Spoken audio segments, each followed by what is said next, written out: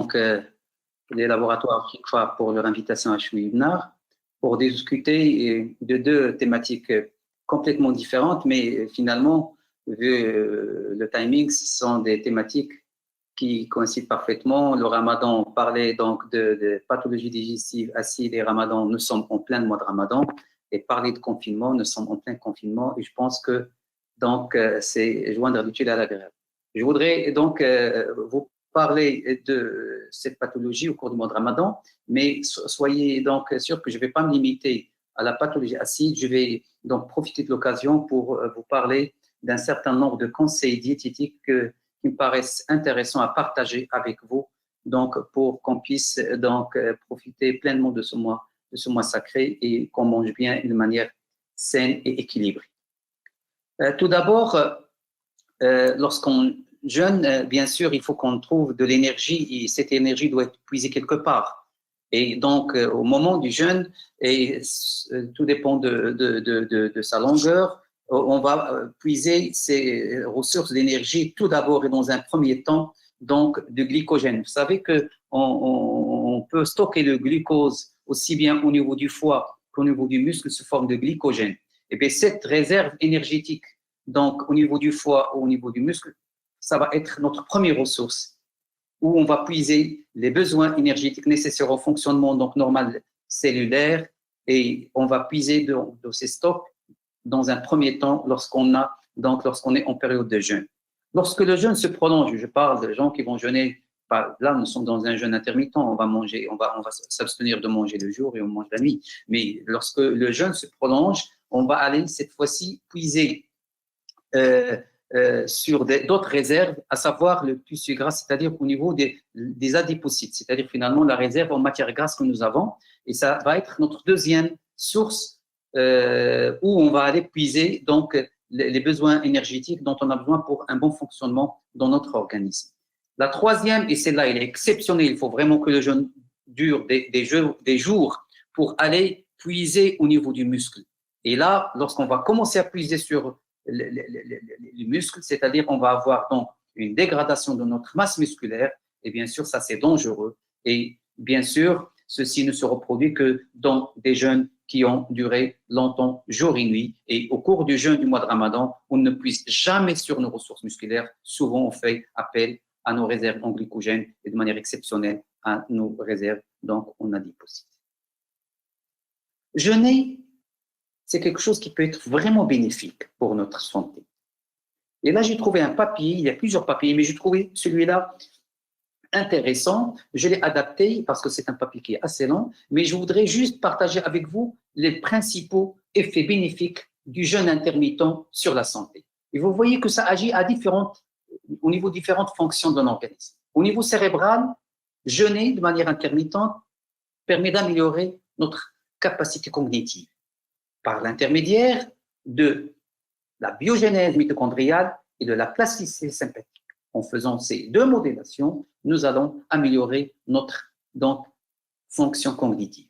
Au niveau cardiovasculaire, c'est quelque chose qui ressort dans toutes les études. Jeûner permet de mettre le cœur au repos avec une fréquence cardiaque au repos qui baisse et par conséquent, puisque la fréquence cardiaque est corrélée à la tension artérielle, nous aurons donc une baisse de la tension, ce qui permet donc à notre système cardiovasculaire de se reposer. La deuxième, c'est qu'on va puiser, comme je l'ai dit, sur nos réserves en glycogène, mais aussi sur nos réserves en lipides, et on va s'attaquer à toute cette masse grasse en excès par un phénomène qui s'appelle la lipolyse, c'est-à-dire finalement la dégradation des adipocytes. Il y aurait une réduction de la leptine, et la leptine, c'est une hormone connue, c'est l'hormone de la satiété, c'est elle qui permet donc d'avoir faim, et cette leptine a un rôle important dans la dépense énergétique. Et lorsqu'on a une réduction de la leptine, automatiquement, on aura une réduction de la dépense énergétique. Au niveau musculaire, vous savez qu'au niveau du muscle, on utilise aussi le glucose, et tout dépend de l'insuline sensibilité, c'est-à-dire est-ce que donc avec le peu d'insuline que vous allez sécréter, votre muscle pourra utiliser le glucose comme il faut, et c'est chose qu'on peut avoir au niveau de plusieurs organes.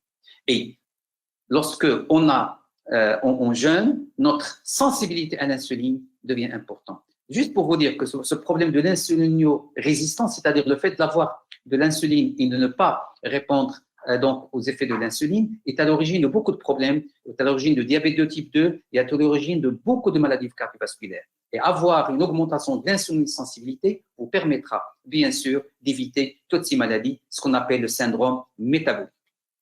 Au niveau du sang, il y a une réduction de stress oxydatif avec toutes les toxines libérées au cours de ce stress oxydatif, diminution des cytokines inflammatoires, et on en parle du temps de Covid.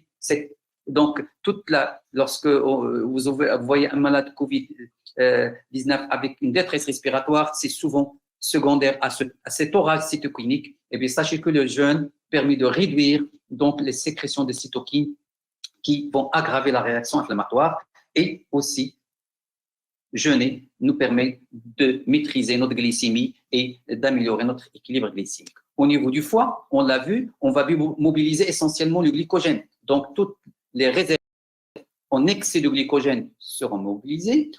On va améliorer notre insuline-sensibilité, donc on va éviter l'insuline-résistance qui est source de la stéatose, qui peut donner aussi donc de la fibrose et de l'activité, c'est-à-dire qui peut même parfois donner de la cirrhose, et on aura une diminution de stockage d'acide gras. Donc, cette masse grasse en excès sera donc réduite en faisant des jeûnes intermittents. Au niveau de l'intestin, il y a une amélioration de la motricité et il y a une réduction de l'inflammation. C'est juste un petit récap pour vous dire quels sont les effets bénéfiques du jeûne intermittent sur la santé. Lorsqu'on jeûne, théoriquement, on est censé réduire les apports caloriques, à moins si on fait des excès la nuit. Donc souvent, si on mange de manière modérée le soir, on est censé réduire l'apport calorique. Et en réduisant l'apport calorique de manière donc répétée lorsqu'on fait des jeûnes de manière intermittente, on améliore et on réduit le risque d'athérosclérose, le risque d'hypertension artérielle, le risque du diabète, le risque d'un certain nombre de cancers sont liés donc à l'obésité et à un apport hypercalorique. Et en faisant des jeûnes intermittents, on réduit le risque de cancer, le risque de pathologies neurologiques dégénératives et un certain nombre de maladies respiratoires. Voilà les références que j'ai pu consulter pour tirer ces conclusions. Donc, ce n'est juste qu'un résumé. Rien que ça peut faire l'objet d'une conférence.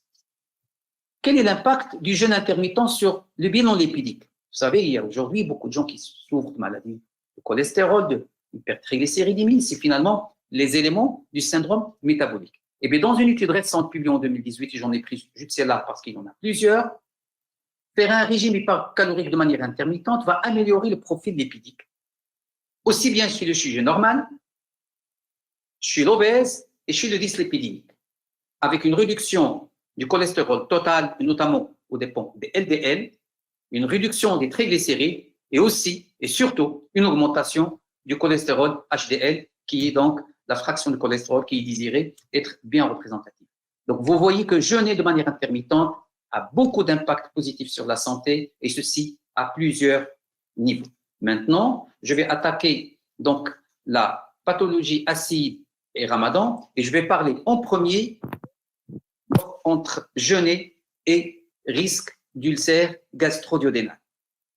Ici, c'est une étude qui a été faite à Casablanca, et vous voyez que la sécrétion acide avant Ramadan, chez les volontaires sains, ici ce sont des gens qui n'ont ni ulcère ni rien du tout, c'est juste pour voir quel est le comportement de la sécrétion acide si on jeûne. Et vous remarquez ici qu'avant, au cours et après Ramadan, il y a une tendance à une augmentation de la sécrétion acide pendant le mois de Ramadan, que ce soit la sécrétion basale ou la sécrétion stimulée.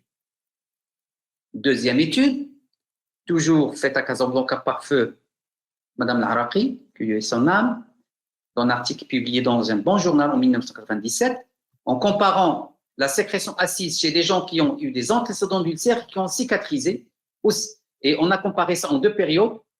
Ici, c'est durant le mois de Ramadan, et ici, c'est 6 semaines après la fin du Ramadan, et on voit qu'au cours du mois de Ramadan, les gens qui ont des antécédents d'ulcères sont exposés, vous voyez, c'est le pH A2, sont exposés à une acidité plus longtemps et plus importante que les sujets que 6 semaines après la fin du Ramadan. Donc, en résumé, ces deux études, aussi bien chez les volontaires sains que chez les malades ulcéreux, nous montrent qu'au cours du mois de Ramadan, il y a une tendance à l'augmentation de la sécrétion acide. Maintenant, on se pose la question, pourquoi il y a cette augmentation de la sécrétion acide au cours du mois de Ramadan?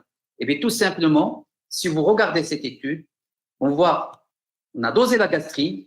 La gastrine, c'est une hormone sécrétée par les cellules G qui sont au niveau de l'antre gastrique et dont le rôle principal est augmenter la sécrétion acide par les cellules pariétales qu'on trouve au niveau du fundus. Et vous voyez qu'avant le mois de Ramadan, le taux de gastrine est à 64. Au 10e jour du Ramadan, on assiste à une augmentation de la sécrétion de gastrine. Et qui dit augmentation de la sécrétion de gastrine, automatiquement va nous emmener à penser qu'on aura automatiquement une augmentation de la sécrétion acide. Donc, en résumé, sur le plan physiologique, l'une des modifications importantes au cours du mois de Ramadan, c'est une tendance à l'augmentation de la sécrétion acide par les cellules G, donc, et ça donnera une acidité augmentée aussi bien chez les sujets sains que chez les sujets donc, qui ont des antécédents d'ulcère. Maintenant, quel est l'impact en clinique? Est-ce que ceci se voit en pratique clinique? Ici, c'est un travail qui est extraordinaire parce qu'il a été réalisé dans le service médecine. J'ai travaillé 28 ans à l'hôpital Ibn Sina. Nous avons revu le registre des endoscopies des malades, notre activité d'endoscopie. Et on a comparé la fréquence des ulcères sur les endoscopies au cours du mois de Ramadan comparé aux autres mois de l'année. Et notre conclusion était claire, il y avait plus d'ulcères diagnostiqués à l'endoscopie durant le mois de Ramadan qu'en dehors, 43 ulcères par mois au cours du mois de Ramadan en moyenne sur 10 ans versus seulement 38 au cours des mois en dehors du mois de Ramadan. Donc, plus de postules d'ulcères au cours du mois de Ramadan dans cette étude. Ça, c'est un autre travail qui s'est intéressé aux complications et aux urgences viscérales qu'on voit à l'hôpital Ibn Sina. C'est un travail qui a été fait au service des urgences chirurgicales viscérales à l'hôpital Ibn Sina.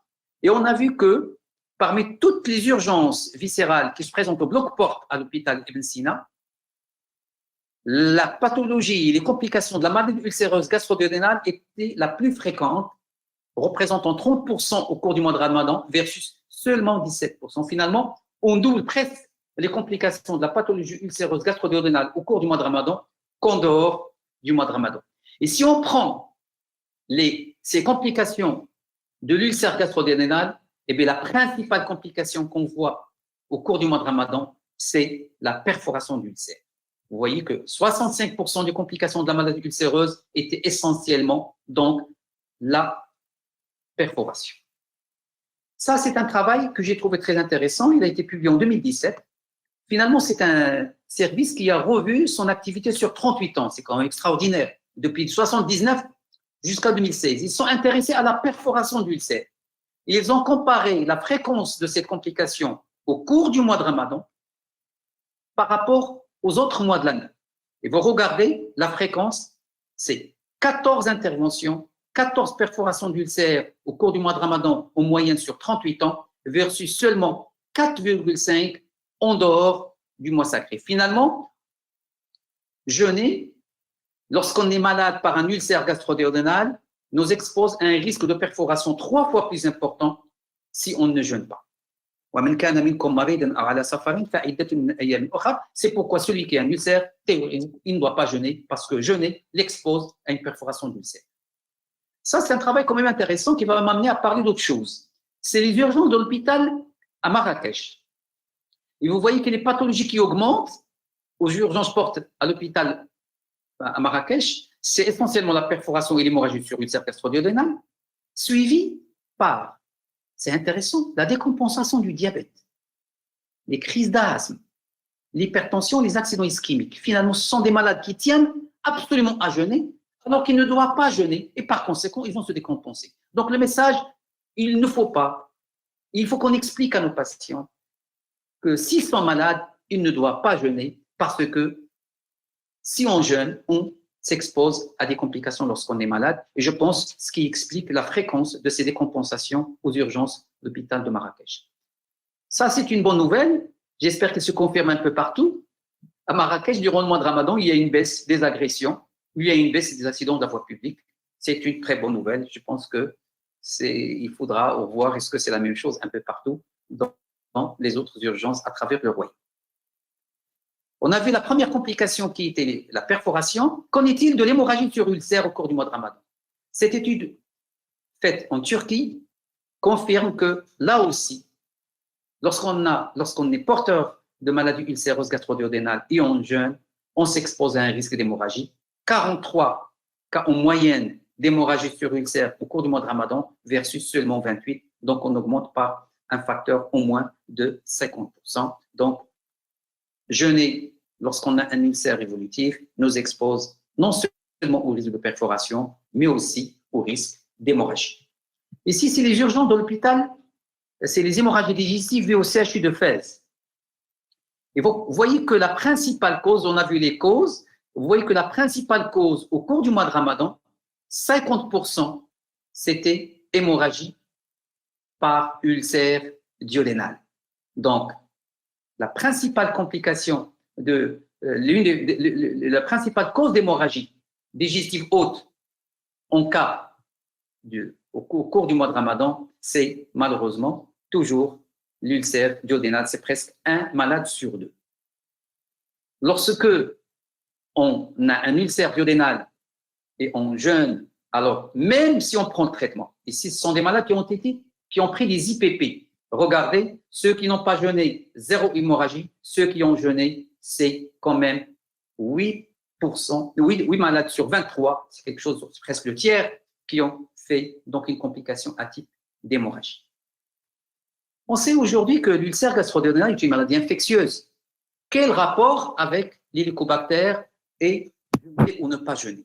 Ça, c'est une étude intéressante qui a été présentée dans les journées francophones de gastroentérologie, donc à Paris en 2012. C'est une étude donc algérienne sur 1280 patients. C'est quand même énorme. Ils ont comparé l'incidence de la perforation avant l'ère de l'éradication d'HP et au cours de l'ère où on a commencé à traiter l'ulcère comme étant une maladie infectieuse, c'est-à-dire on élimine et on éradique la bactérie. Et on voit très bien que le nombre de perforations ont diminué de manière 21 versus 11, 26 versus 11. Donc, on a réduit de moitié presque le risque de perforation lorsque donc l'HP a été éradiqué.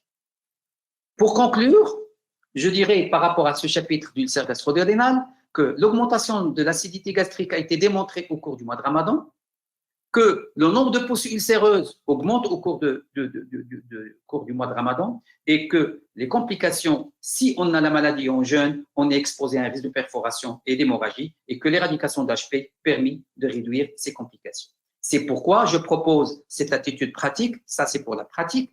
En pratique, lorsque vous êtes dans votre cabinet et un patient vient vous dire « Docteur, j'ai eu un antécédent d'ulcère il y a 3 ans, j'étais traité. Est-ce que je jeûne ou pas ?» Je pense que la première question est de savoir est-ce que l'HP a été éradiqué. Finalement, lorsque vous avez un malade qui a un ulcère, avec un HP qui était éradiqué, c'est une maladie infectieuse qu'on a traitée, le malade n'a pas à prendre ni IPP ni quoi que ce soit. C'est quelqu'un qui a eu une maladie, qui a été traitée, qui est guéri, il doit jeûner comme tout le monde. Deuxième cas de figure, je suis un ulcéreux, je viens à votre consultation, docteur, j'ai un ulcère. Oui, est-ce qu'on a cherché l'HP? Oui, docteur, on a cherché l'HP, mais on a essayé 2, 3 fois de l'éliminer, il est toujours là, je suis toujours porteur de l'HP. Donc, quelqu'un qui a fait un ulcère, qui est toujours porteur de l'HP, il a qui est là, et par conséquent, il est à risque de refaire un ulcère s'il jeûne. Donc, on lui propose de jeûner, mais à condition de prendre un IPP qu'il doit prendre sabah qabl sahur.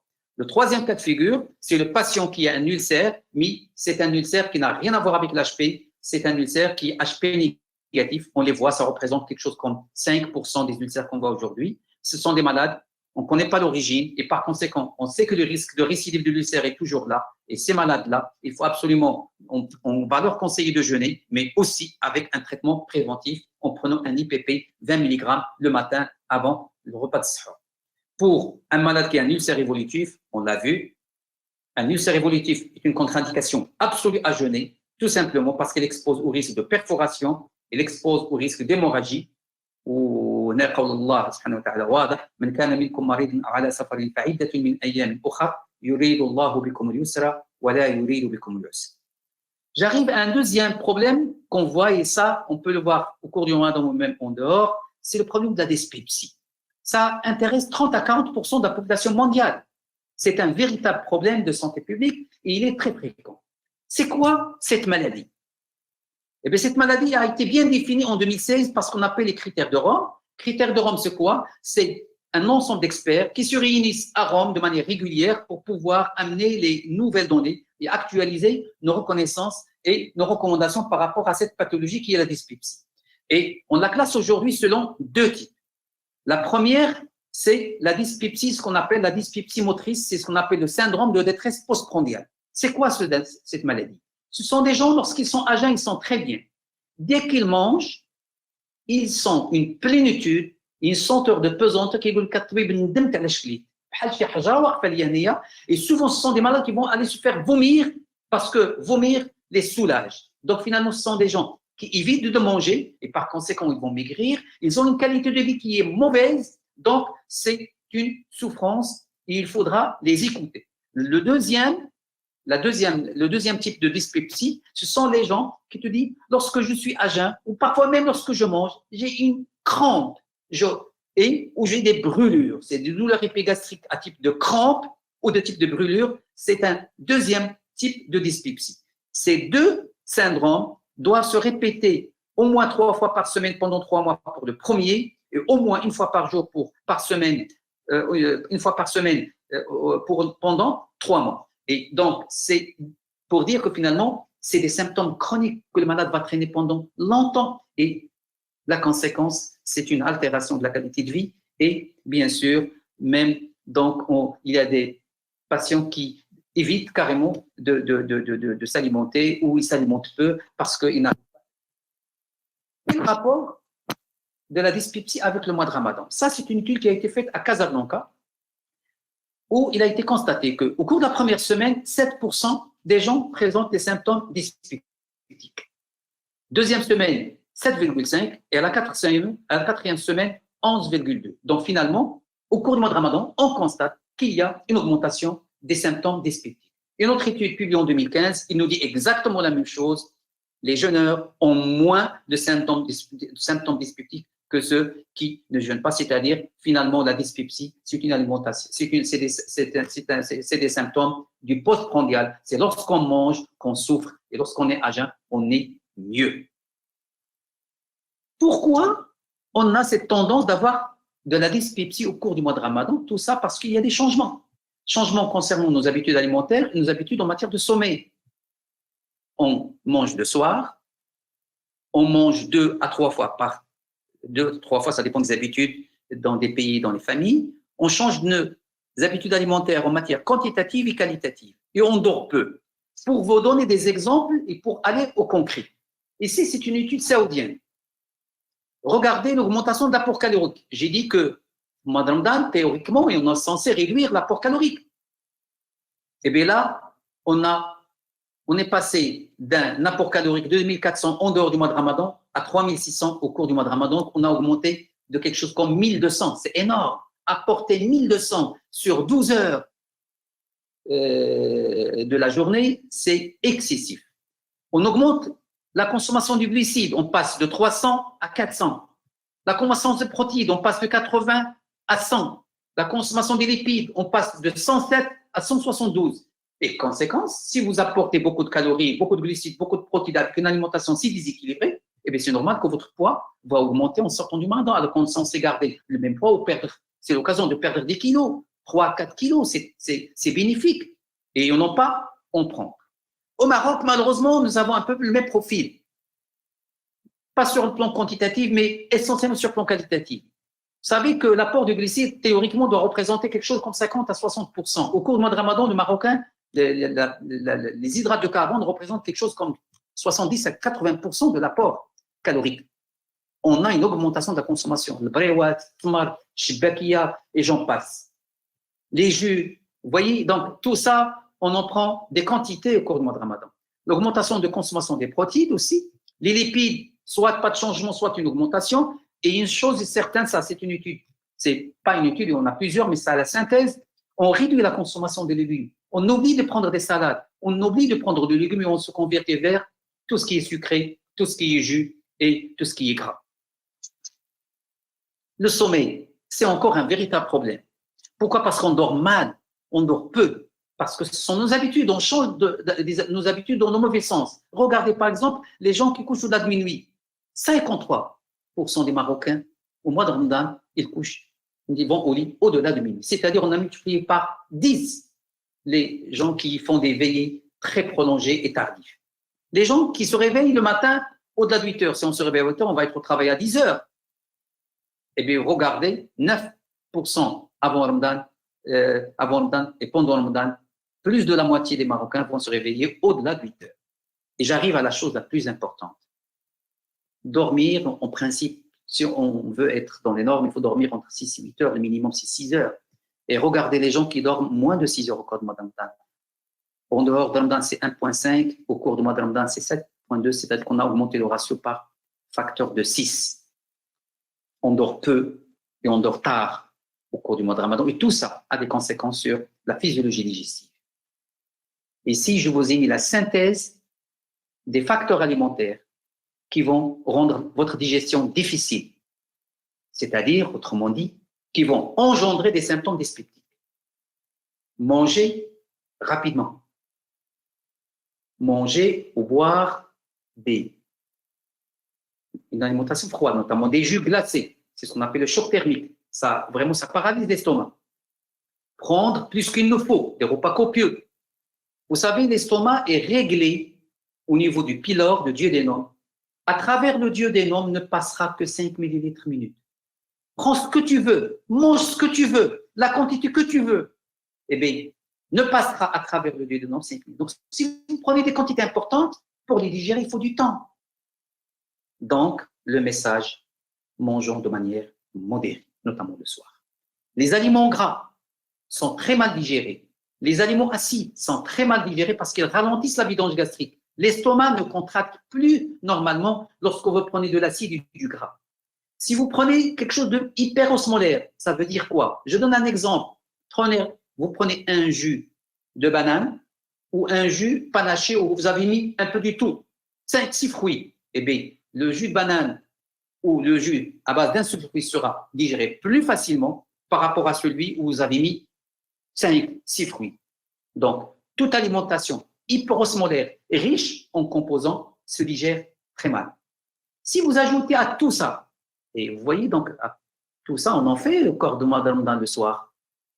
Et si on fait tout ça et on va s'allonger, on va au lit, encore pire. Pourquoi? Parce que la vidange gastrique sera encore plus ralentie.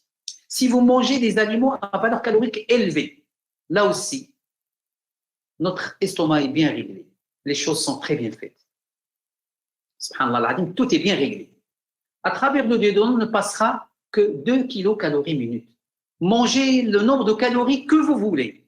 Votre estomac ne peut digérer et votre intestin ne peut assimiler que quelque chose comme 2 kilocalories minute. Donc attention, faisons attention à ce qu'on mange en quantité et en qualité. On peut manger peu, mais hypercalorique, on aura les mêmes conséquences. Donc il faut qu'on soit raisonnable aussi bien sur la quantité d'une part que sur la qualité d'autre part. Le manque du sommeil ou l'excès du sommeil aussi impacte notre digestion et peut engendrer des symptômes dyspeptiques. Que faire devant une dyspepsie, que ce soit au cours ou en dehors du mois de Ramadan? Il y a un certain nombre de médicaments qui ralentissent la vidange gastrique et qui peuvent être à l'origine de syndrome dyspeptique. Les inhibiteurs calciques, les nitrates, les dérivés nitrés, la théophiline chez les malades asthmatiques, les bisphosphonate chez les femmes qui prennent donc un traitement pour l'ostéoporose, les corticoïdes en psychiatrie, les inhibiteurs de la raccordir de la sérotonine et les anti-inflammatoires non stéroïdiens. Tous ces médicaments-là sont connus pour engendrer des syndromes dyspeptiques. Donc, pour un malade dyspeptique qui prend une classe, si on peut la changer par un autre médicament, ça serait bénéfique et ça serait améliorer sa qualité de vie et ça serait améliorer sa digestion. Voilà quelques conseils que je trouve pratiques, que j'ai synthétisés à travers cette revue de la littérature pour vous aider et aider donc nos patients qui souffrent de la dyspepsie à mieux donc passer un mois de Ramadan paisible. Il faut, et bien sûr pour tous ceux, ça c'est un conseil pour tout le monde, alimentation équilibrée et fractionnée. Éviter les excès de sucre à absorption rapide et de graisse. Boire de l'eau en quantité suffisante en dehors des repas. Évitez de boire les liquides trop froids ou trop chauds. C'est ce qu'on appelle le choc thermique. Ça paralyse votre estomac. Consommer les légumes et les fruits, il ne faut pas oublier. Ça, on l'oublie. On a tendance à l'oublier au cours du mois de Ramadan. Choisir un mode de cuisson sain. Le four, vapeur et les grillades. Il faut dormir suffisamment et éviter les veillées prolongées. C'est malheureusement ce que beaucoup de Marocains font le soir au cours donc, de ce mois sacré. Et ne jamais dormir immédiatement après avoir mangé. On conseille au moins 2 heures entre les derniers repas et aller au lit, au moins 1 heure. Que faire et comment on traite la dyspepsie aujourd'hui? Un malade qui a du syndrome dyspeptique, s'il est jeune, il n'a pas de signe d'alarme. Les signes d'alarme, c'est-à-dire il a maigri, il a une dysphagie, il a une anémie, il a saigné. Ce malade-là, s'il n'a pas de signe d'alarme, on peut le traiter en fonction des symptômes. S'il a de la douleur, on mettra des IPP. S'il a une pesanteur et un ralentissement de la vidange, on mettra des procognitifs. Parfois, on peut associer les deux. S'il ne s'améliore pas ou s'il a des syndromes, s'il a des signes d'alarme, c'est-à-dire un patient qui est âgé ou avec une anémie, une hémorragie, une dysphagie, là, on ne va pas traiter de manière empirique. Il faut absolument lui faire une fibroscopie, laquelle va trouver un HP. Et sachez que l'infection à Helicobacter, il est responsable du syndrome dyspeptique. Et lorsqu'on traite cette infection, on soulage beaucoup les malades de leurs symptômes. Bien sûr, on peut trouver d'autres pathologies organiques, telles qu'un ulcère ou un cancer ou des gastrites. Mais si on ne trouve rien, on classe le malade comme étant une dyspepsie fonctionnelle et on traite en fonction des symptômes. Il a des douleurs épigastriques, c'est d'abord les IPP, dans un premier temps. Ça ne marche pas, on associe un précognitif. Ça ne marche pas, ni l'un ni l'autre, ou les deux à la fois, eh bien, on va aller donc utiliser des médicaments très utilisés en psychiatrie et qui sont très bien pour la dyspepsie, c'est les tricycliques ou la mirtazapine. Si vous avez une pesanteur ou une satiété précoce, là, c'est les procognitifs qu'il faut donner en premier. Si ça ne marche pas, dans un deuxième temps, on va associer les IPP. Et si ça ne marche pas, ni l'un ni l'autre, il y a un médicament qui est excellent pour cette indication, c'est la buspirone. Sinon, bien sûr, on va explorer, on cherche quoi? On cherche une gastroparésie. Les IPP sont efficaces dans la dyspepsie fonctionnelle. On a montré leurs indications. Et je voudrais donc maintenant passer à la troisième partie, avant de terminer, sur le reflux, pourquoi parce que c'est une pathologie fréquente. Et il y a un bon message à passer aux patients qui souffrent d'un reflux gastro-œsophagien. Et bien, le reflux gastro-œsophagien, plusieurs études ont montré que les malades s'améliorent au cours du mois de Ramadan. Vous voyez, les jeûneurs, les non-jeûneurs en rouge, ils ont plus de risques d'aggraver leurs symptômes. Ici, les jeûneurs en blanc et les non-jeûneurs en noir, vous voyez que les malades qui ne jeûnent pas alors qu'ils ont un reflux vont aggraver leurs symptômes. Donc, le message de ces diapositives, il est seul. Les symptômes du reflux s'améliorent chez les malades qui respectent le jeûne. Donc, pourquoi? Parce que tout simplement, le reflux, c'est une maladie du postprandial. On ne souffre pas lorsqu'on a l'estomac vide, lorsqu'on ne fait les épisodes de reflux que lorsqu'on a l'estomac plein.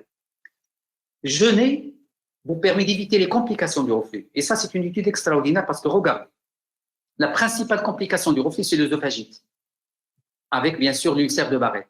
Et regardez le nombre de malades. Ici, c'est le ramadan, les malades qui jeûnent. Ici, c'est les malades qui ne jeûnent pas. Et vous voyez que le taux de complication, il était de 4,7% au cours du mois de Ramadan versus 14,3%. Infini, c'est réduction d'un ratio de 3, le risque de complication. Donc, si vous jeûnez, vous allez réduire le risque de complication, de reflux chez vous, d'un facteur de 3. Le sommeil aggrave le reflux. Si vous dormez moins de 5 heures, votre score symptomatique de RGO est élevé. Vous dormez moins, vous dormez 6 heures, vous diminuez le risque. Si vous dormez 8 heures, vous avez donc le moindre risque. Donc, le message de cette étude, c'est que dormir 6 à 8 heures, c'est le minimum pour améliorer ces symptômes de reflux. Maintenant, quels sont les aliments qu'on doit éviter pour ne pas aggraver nos symptômes du reflux? Ils sont connus aujourd'hui et j'ai fait une revue de la littérature, j'ai revu les recommandations américaines et j'ai revu tous les papiers récents et voilà le résultat de cette recherche bibliographique. Le café aggrave le reflux, la menthe et le chocolat aggravent le reflux, le gras, l'alcool, les sauces tomates et l'oignon cru. Une alimentation trop acide, notamment le jus de citron, ils sont à éviter lorsqu'on souffre de symptômes de reflux. Les aliments épicés aussi, les repas copieux et les repas très caloriques. Le tabac, le fait de manger rapidement, une alimentation trop chaude et le fait de dormir juste après avoir terminé de manger, ce sont des habitudes qu'il faudra éviter lorsqu'on est reflueur. Pourquoi? Parce que tout simplement, ça aggrave le reflux gastro-œsophagien. Et si vous cumulez plusieurs, regardez ici, si on mange juste après avoir dormi, si on mange le soir, si on mange rapidement, si vous avez un facteur, vous êtes là. Si vous en avez 3, vous êtes là. Si vous cumulez 4, eh bien, vous êtes là.